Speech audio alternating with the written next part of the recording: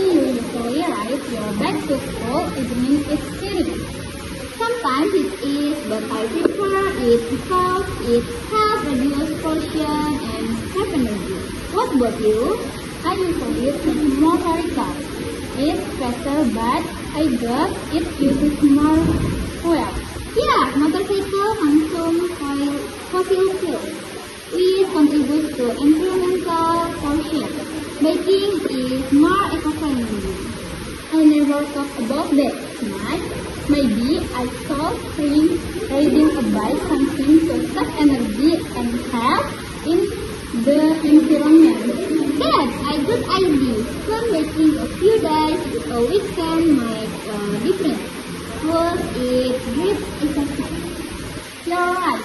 I give it a try. Thanks for inspiring me to think about save energy. No problem. Every little effort counts in protecting our planet. Thank you.